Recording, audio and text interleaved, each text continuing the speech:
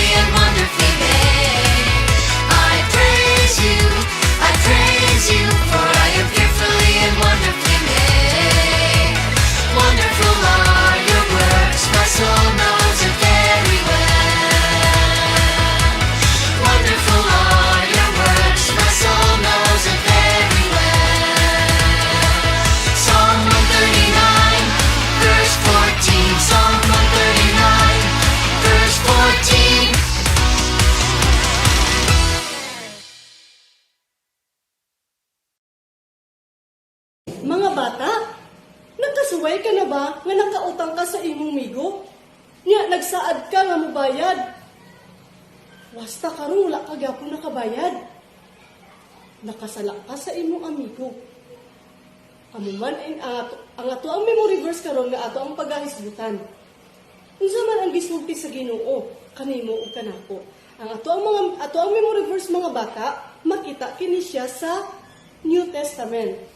Sa una nga libro sa New Testament. Makita kini sa Matthew chapter 6 verse 12. Basahon ako sa Bisaya. Gaynon siya diri. O pasaylua kami sa among mga sala, sama nga kami magpasaylo sa mga nakasala kanamo. Mga bata, sa una nga panahon, si Jesus nagatudlo siya sa mga disciples mahitungod sa pag-ampo. Isa kini sa pag-ampo ni Jesus ang ato ang pagahisgutan karon. Ako kini gipadako mga bata para makita ninyo.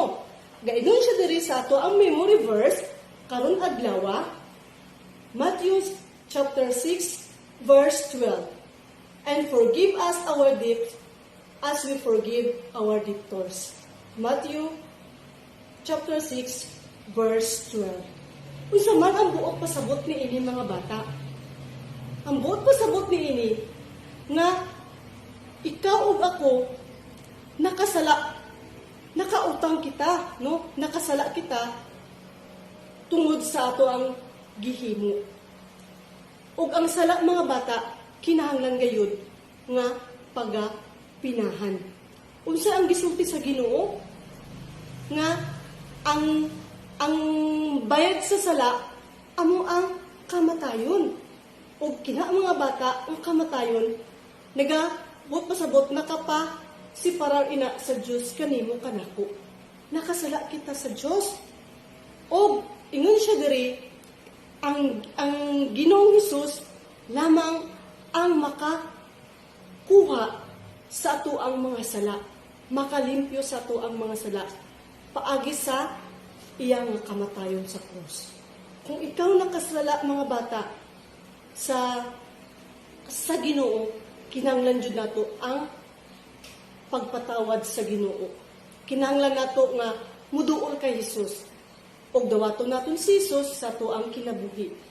Og ang saybot pasabot mga bata, as we forgive our debts. So, ang someone nga nagkautang sa imuha o nakasala sa imuha, kinahanglan nimo siya sa pasayloon.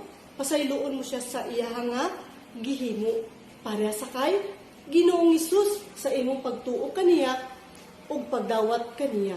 Bata, kung ikaw naanay Jesus sa imuhang kinabuhi, pahinumduman nimo nga ang sala, ang bayad sa sala, amo lamang ang pagtuo nimo kay Ginoong Hesus.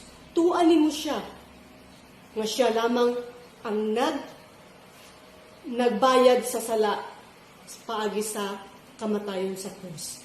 Pero kung ikaw bata nga naluwas na, nga nagtuo na kay Hesus, nga imo nga manluluwas, kinahanglan pud nimo ang pagpasaylo sa mga bata nga nakasala kanimo. Ani mga bata, ato ang memorization ang ato ang memory verse karong adlaw. O sige daw bi, ang ato ang dula karon topsy-turvy. Ako ni sang tuyok-tuyokon og memorization nato, og memorization ninyo uban kanako. O sige daw mga bata, dungad daw tanan bi kay Matthew chapter 6 verse 12. And forgive us our debts as we forgive our debtors. Matthew chapter 6 verse 12. Sige pa daw. Matthew chapter 6 verse 12. And forgive us our debts as we forgive our debtors. Matthew chapter 6 verse 12. Usap pa jud. Matthew chapter 6 verse 12. And forgive us our debts as we forgive our debtors. Matthew chapter 6 verse 12. Sige pa mga bata, last na jud. Okay, last na. Okay, tanan-tanan, ready, go. Matthew chapter 6 verse 12. And forgive us our debts as we forgive our debtors. Matthew chapter 6, verse 12. I hope nga nasabtan ninyo ato ang memory verse karong adlaw. Maayong adlaw mga bata. Ako ang inyong makakuyog sa atong Bible story karon nga adlaw. Mga bata, nakasulay na ba kamo nga gisipon, giubo, ikalintura, karon nga pandemic? Mga bata, ang mga tao kung ikaw na ay sakit, di kayan ikaw nila. Ug hadlok sila nga paduol kanimo. Sama usab sa atong istorya karon na isa ka tawo na nagsakit ug gilikayan usab siya. Kini siya nga tawo nagpuyo siya sa lugar sa Israel nga ginatawag Samaria. Sila nga mga tawo nga nagpuyo sa Samaria ginatawag nga mga Samariahanon. Apan ang mga Hudiyo lahi ang pagtatar kanila. Tungod kay magkaaway sila sa dugay na nga panahon. Ug para sa isa ka Samariahanon, naisip niya nga wala na balaka ang Diyos kaniya. Ug sa iyang maminaw, wala ang Ginoo uban kanila tungod kay wala sila ginapansin sa mga katawan o ginilikayan sila. Ug ang sakit pa mga bata, kini siya nga tawo na Samariahanon na asya'y gihambing na sakit. Ug na ay nagatubo ng mga bukol-bukol sa iyang lawas. Ug tingali, ihanan ng gitambalan. Ihanan gilipyuhan ang mga samat sa iyang mga lawas. Ug tingali, nagpa-doktor na siya. Apan mga bata, abi niya na ayon na siya. Apan, nagkagrabi ang iyang sakit. Ang sakit na ginatawag na sanla or leprosy sa English. Ang sakit na sanla, mag-anam-anam o hinay-hinay nga madunot ang imo ha? Unod o mao ka na siya ang hinungdan nga ikaw mamatay. O mao kini ang iyahang problema. Kini siya nga tawo, dako kaayong iyahang problema tungod sa iyahang sakit. O ang mga tao na hadlok kaniya o gilikayan gayud siya mga bata. O kini nga sakit nga sanla, mao ni ang iyahang dakong problema. O labaw sa tanan, na usab say problema nga naa sa iyahang kasing-kasing. Sama usab kanimo bata, aduna usab ikaw makahadlok o makalilisa nga problema o kana mao ang sala. Sala nga imuhang ginaisip, imuhang ginahimo ug sala nga imuhang ginasulti. Sala nga kanang nakahimo kag dili maayo ug kana siya mao ang nakasiparar kanimo diha sa ato ang buhi nga Dios. Ang Biblia nagsulti dinhi sa Isaiah 59 verse 2a nga nagaingon, ang inyo hinuong kalapasan maoy nagulang kaninyo o sa imong Diyos. Ang imuhang sala, ang imong mga kalapasan, mao na siya ang nagseparar kanimo diha sa Diyos. Tungod sa nahimong sala. Sama usab sa kini siya nga tawo na taga Samaria na nagkasakit og sanla or leprosy. Apan, kini siya nga tawo na kadungog siya mahitungod sa Diyos sa iyang pagkagamhanan. Tungod kay si Jesus padulong sa Jerusalem ug moagi siya sa Samaria. Mga bata, kinsa kahang iyang masugatan ni Jesus sa iyang pag-adto sa Samaria? Tama bata. Ang napulo ka sa lahot ug isa dito mao ang isa ka tawo nga Samariahano. Nabala ka ba si Jesus kanila? Oo mga bata, si Jesus nabala ka gayud kanila.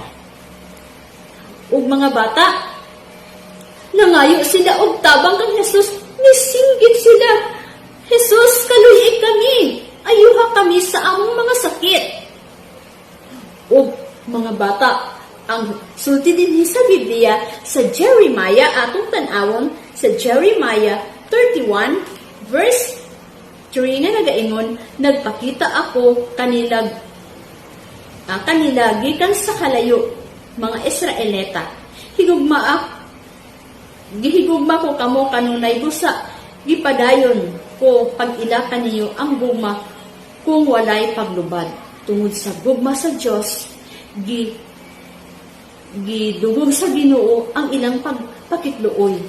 Pakitabang kanila o ang gugma sa Dios nga balaan. Gugma sa Dios nga walay paglubad sa niining napulo kasanlahon. O sa dihang nilakaw sila, nag-ingon ang si Jesus kanila, sa dihang nagalakaw sila, nag-ingon si Jesus kanila nga, lakaw ka mo, pahiling ka mo dito sa pari. No, giingan sila ni Jesus nga, maglakaw ka mo o magpahiling ka mo sa pari. O mga bata, sa dihang nagalakaw sila paadto sa pari, naa pa lang sila sa dalan, naayo na sila, mga bata. Ug si Jesus gayud ang bugtong nilang paglaom nga sila naayo. Si Jesus ang paglaom ug si Jesus ang gipadala aron sila maayos sa ilahang sakit. Sama usab nga si Jesus ang gipadala dinhi sa kalibutan aron ikaw ug ako maluwas gikan sa sala. Gipadala sa Dios ang iyang bugtong anak nga mao si Jesus. Ug siya nag-antos para kanimo ug kanako.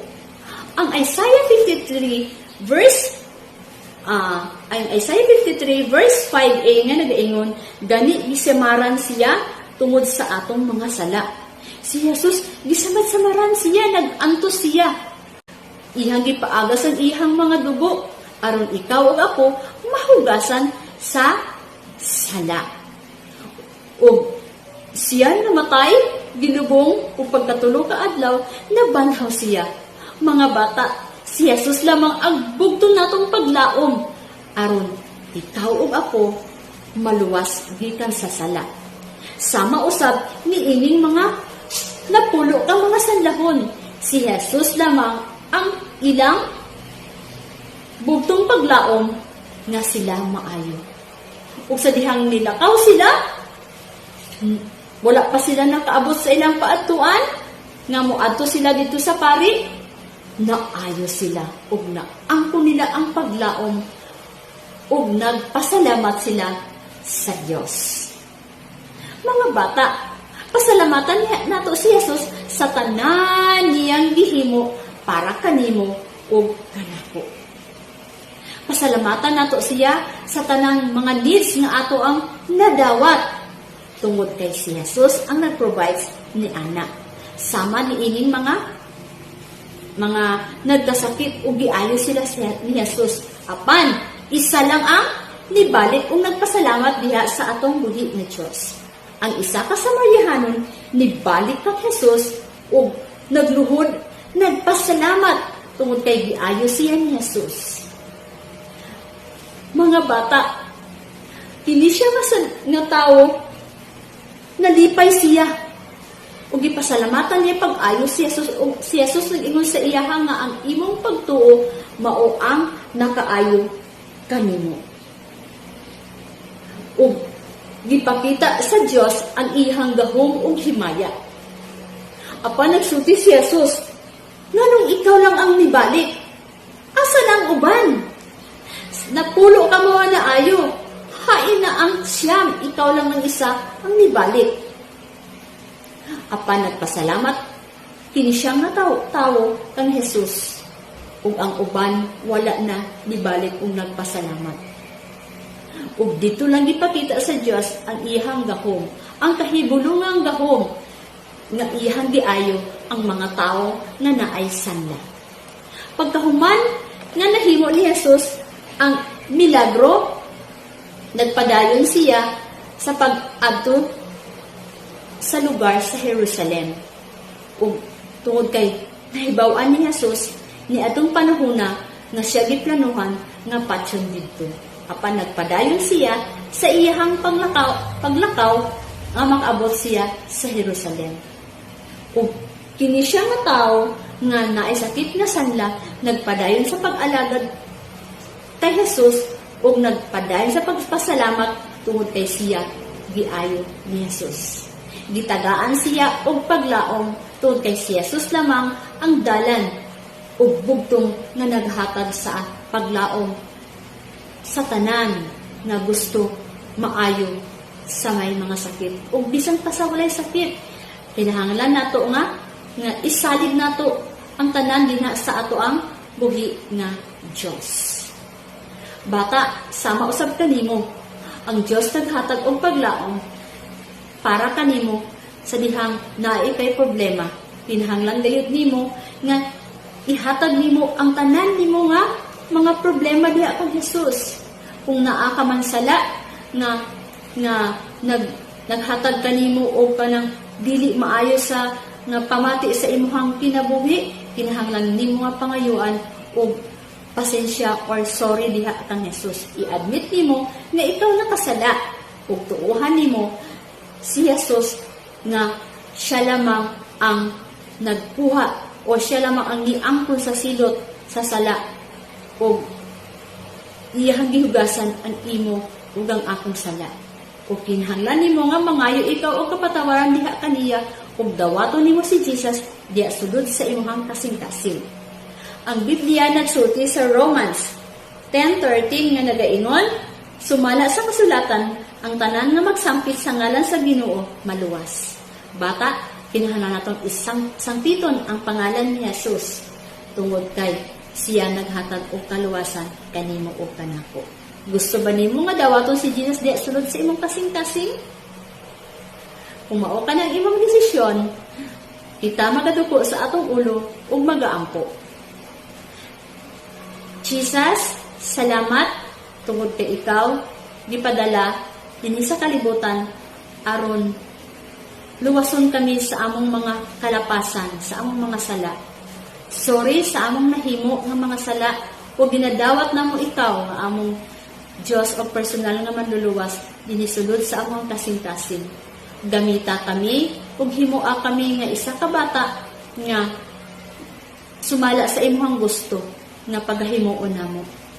Jesus, salamat sa tanang butang nga imong gihatag kanamo ug salamat sa paglaom nga imong gihatag sa pangalan ni Jesus nga among manluluwas. Amen ug amen. Karon mga bata, tungod kay naa na kay Jesus sulod sa imong kasing-kasing, aduna kanay paglaom ug dili na ikaw mo problema sa tanang butang nga moabot kanimo ang problema. Hanto sa sunod higayon, Nibalik na usab si Teacher Mini Kids. Kumusta ang imong pagpaminaw o pagtanaw sa atong episode karon? Nag-invite ka ba o bata sama ka nimo sa pagtanaw, pagsubaybay sa ato ang episode karon? Kumusta ang imong pagsubaybay o pagsumay sa ato ang action song? Ang ato memory verse, na-memorize pa ba nimo?